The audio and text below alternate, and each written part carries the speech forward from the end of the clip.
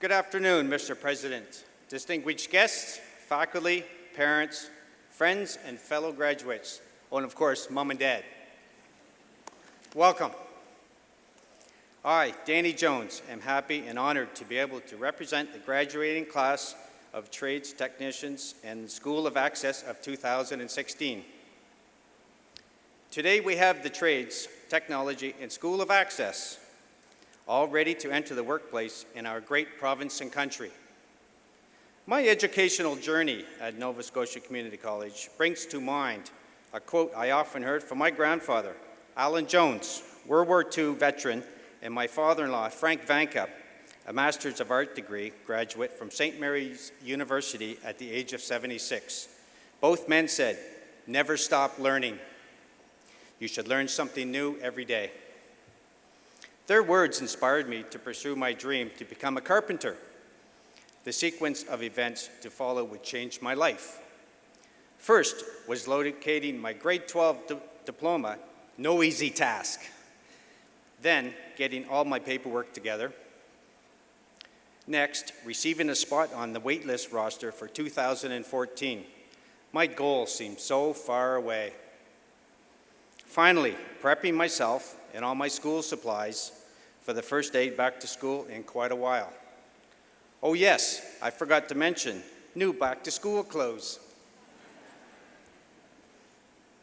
On September 5th, 2014, as I began the first day of my course, I was afraid of being a mature student amongst a bunch of young bucks, perhaps more agile-brained students instead.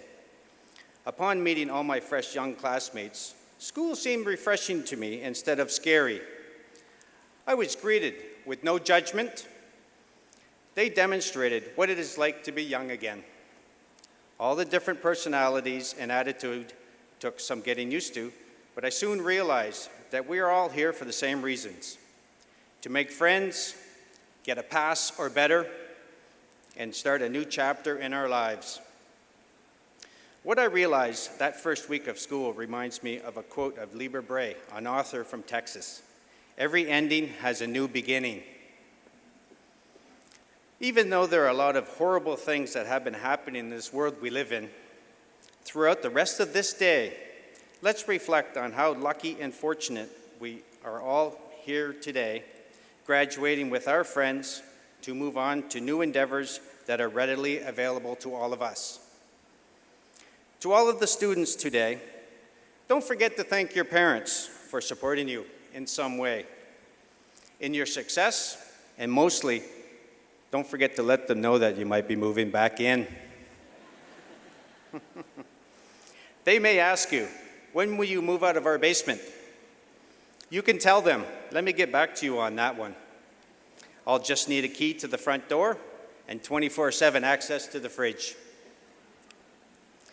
We are here to celebrate your accomplishments in the trades you have chosen, but let's never forget what we've learned about communications. Do you remember thinking, didn't sign up for that project?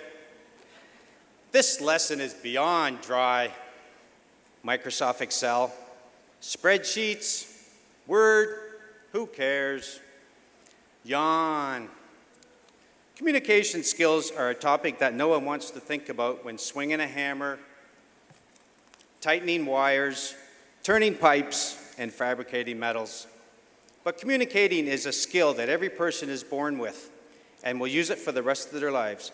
So why not refine these skills? Our instructors have been responsible for communicating so much information to us. Mark Scott told us, "Gonna front load ya." We soon found out what that meant. Assignment after assignment, tests, more tests, lessons on hand tools, power tools, then stationary power tools. We could clearly see the level of stress build within him as we progressed. At the end of each week, you could see it in his eyes. Was it pride? Fear. Then he would grin and said, "Everyone still has their fingers." The next year was different. Our second year instructor, Phil Mack, said, "I'm going to top load you." He had a way of teaching you a subject that no other than a physicist would understand. But with his patience and perseverance, the message became clear. Then after all of that, more assignments and tests. On behalf of my classmates, a big thanks to all of our instructors. They put their hearts and souls into teaching us the skills they have. We could not have kept our fingers without them.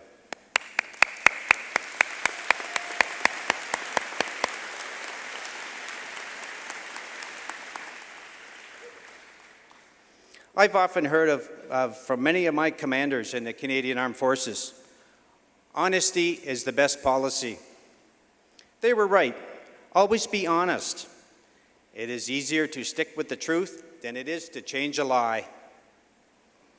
As we move on to the next chapter of our lives, always remember to stop and reflect on how we all got to this graduation day. Becoming employed where we can use our trade skills will not be easy at times. There will be highs and there will be lows. Let's make ourselves indispensable by showing up for work on time, staying late because the work has a deadline, catching up on paperwork after hours, and even cleaning up the work trailer or the boss's truck.